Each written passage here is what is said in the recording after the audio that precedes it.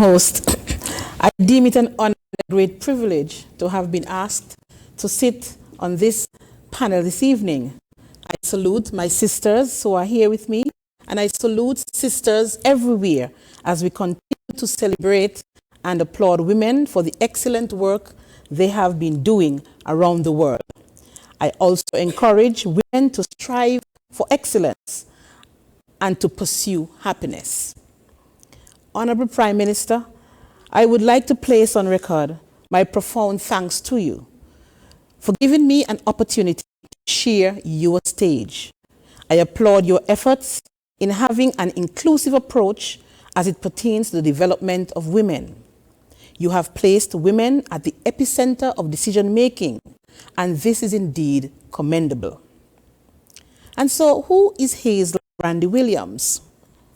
I am a humble product of the village of Brickhill in Nevis, and by extension, a progressive community of the St. James's Parish.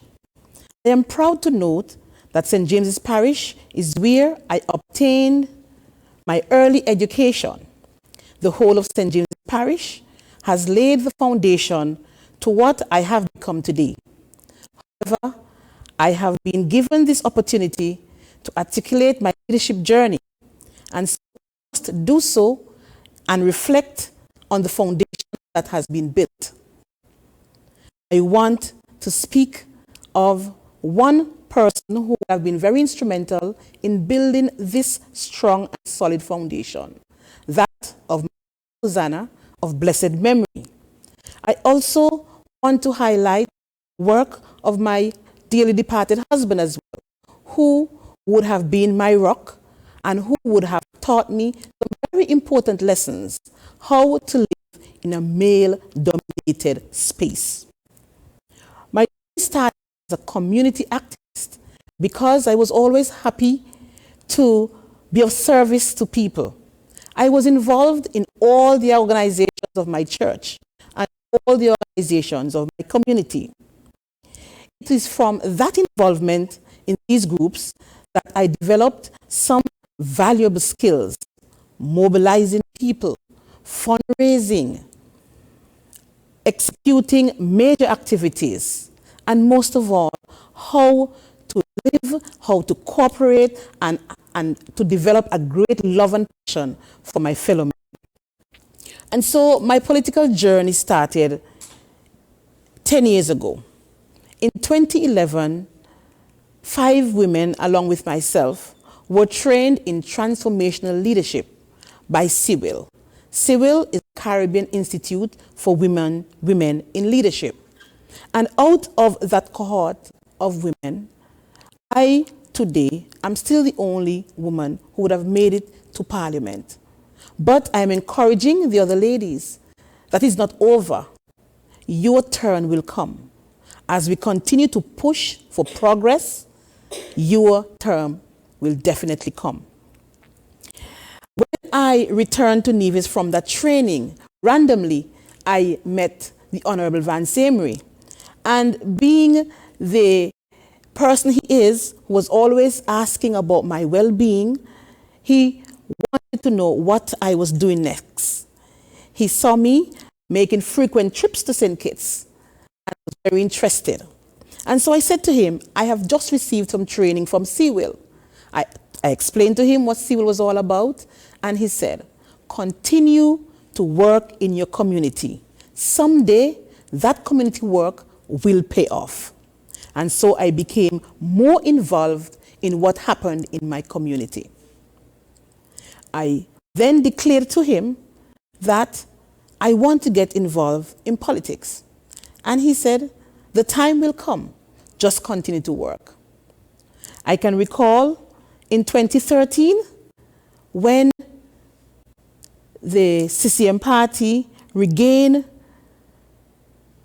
the reign in Nevis, the Honorable Vance Amory invited me to sit with him in cabinet and in Parliament. And that for me was my biggest break. That for me was a resounding moment.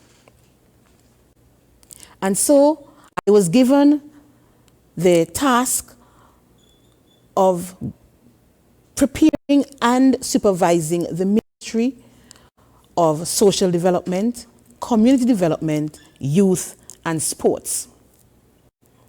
I developed an interest in gender and all matters relating to gender.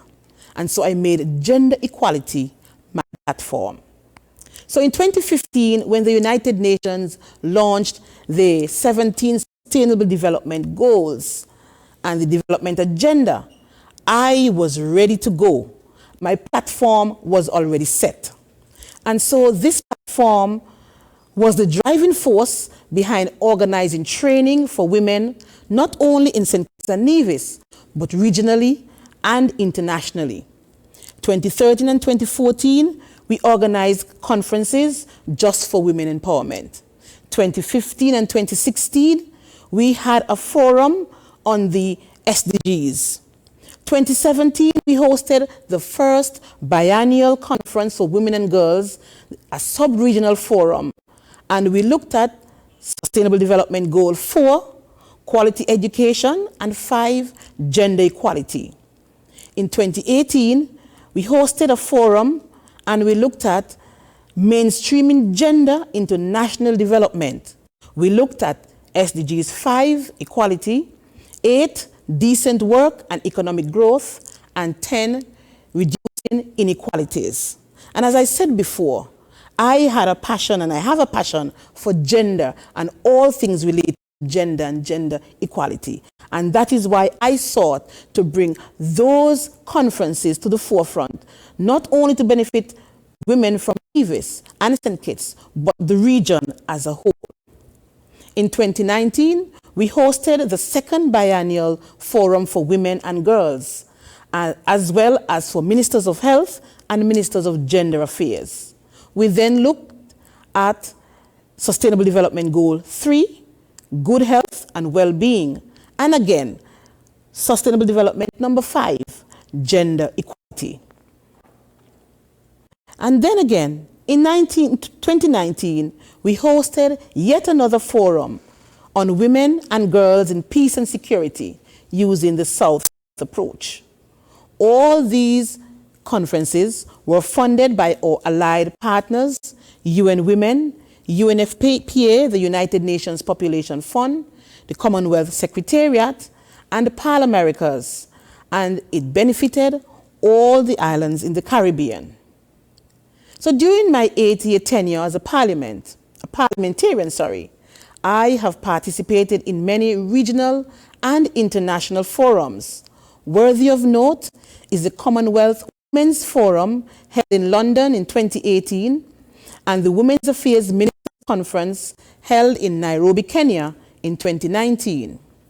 I was afforded this opportunity to sit on these panels because the Commonwealth Secretariat recognized the work that I was doing in the Caribbean region. I am the present chair of the Caribbean Parliamentary Forum on Sexual and Reproductive Health and Rights and holds other membership in regional and international boards.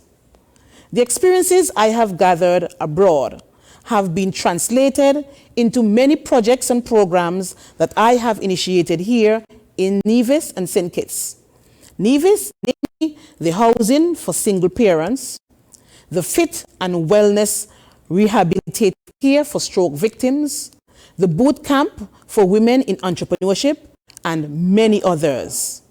I also initiated a mentorship program for girls, which is ongoing, and I am also continuing my community outreach programs. Once again, I would like to express gratitude to the Honorable Prime Minister for affording me this opportunity to be on this panel of distinguished women, women who have charted the course, women who have survived in a male-dominated space, but they have made it. They have pushed for progress. I applaud our women who continue to fight, who are on the front line and continue to fight the COVID-19 pandemic. To them, we say thank you for a job well done. St. Kitts Nevis must be commended because at our front line, of the COVID pandemic, we have two women, Dr. Hazel Laws in St. Kitts and Dr. Judy Nisbet in Nevis. We commend them highly. I also commend all our women warriors, the warriors in our churches, the agriculture warriors in the farms, and all women who are pushing for progress. Once again, it is a pleasure for me to be here, and I look forward to the discussion that will ensue. Thank you.